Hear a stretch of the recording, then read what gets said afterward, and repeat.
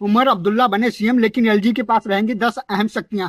जम्मू कश्मीर को अपना नया मुख्यमंत्री 6 वर्षों बाद मिल गया।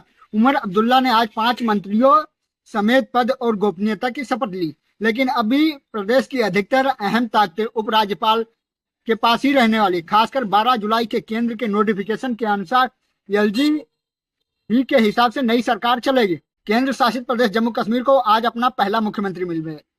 उमर अब्दुल्ला ने 5 कैबिनेट मंत्रियों के साथ आज शपथ ली। जम्मू कश्मीर चुनावी नतीजों में नेशनल कॉन्फ्रेंस को जहां 42, कांग्रेस को 6, गठबंधन में शामिल रही सीपीएम को 1 सीट हासिल हुआ था, पर बाद में आम आदमी पार्टी के इकलौते विधायक और 5 निर्दलीय विधायकों के समर्थन मिल जाने से नेशनल कॉन्फ्रेंस बहुमत के लिए जरूरी संख्या से काफी अधिक विधायकों के साथ सरकार बना लेगी। उमर अब्दुल्ला आज मुख्यमंत्री जरूर बन गए, लेकिन जम्मू कश्मीर शासन प्रशासन की अहम शक्तियां अब भी उपराज्यपाल मनोज सिन्हा के पास ही रहने वाली।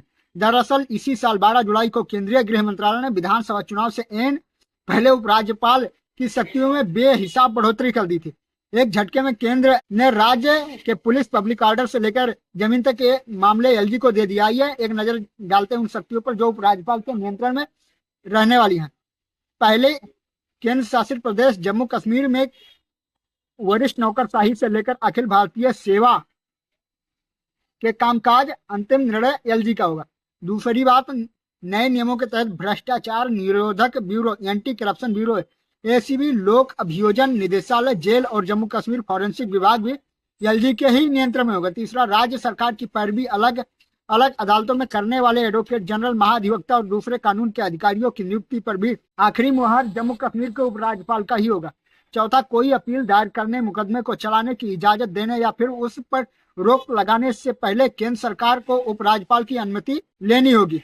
पांचवा, उपराज्यपाल की शक्तियां व्यापक है। एलजी के पास पुलिस, सार्वजनिक व्यवस्था, भूमि जैसे प्रमुख चीजों का नियंत्रण होगा। जम्मू कश्मीर पुनर्गठन अधिनियम की धारा 53 के तहत एलजी निर्वाचित विधानसभा के दायरे से बाहर के मामलों पर अपने विवेक से काम करेंगे। छठा, एलजी जब विधानसभा का सत्र न चल रहा हो तो अध्यादेश भी जारी कर सकते हैं। इस तरह उनको विधायी शक्तियां भी दे दी गई। साथ ही सभी वित्तीय कानूनों को विधानसभा पे पेश किए जाने से पहले एलजी की सिफारिश की जरूरत पड़ेगी। सातवां, एलजी के पास बजटीय आवंटन और सरकार के खर्च से जुड़ी चीजों पर भी अंतिम अधिकार होगा। हालांकि एलजी के व्यापक अधिकार के बावजूद जम्मू कश्मीर के निर्वाचित मंत्रिपरिषद शासन में सहयोग की भूमिका निभाएगी। आठवां, जहां तक जम्मू कश्मीर विधानसभा की विधायी शक्तियों का सवाल है, वह अपने आप में काफी महत्वपूर्ण है, लेकिन किसी भी बिल पर सहमति या उसे रोकने या राष्ट्रपति को विचार के लिए भेजने का अधिकार एलजी को होगा। यह जरूर है कि विधानसभा वित्तीय मामलों पर बहस और वोटिंग कर सकती है, पर सभी अनुदान की मंजूरी के लिए उनके सामने रखने होंगे। नौवां, जम्मू कश्मीर सरकार में मंत्रिपरिषद का कार्यकाल, मंत्रियों का वेतन और भत्ता एलजी पर निर्भर करेगा।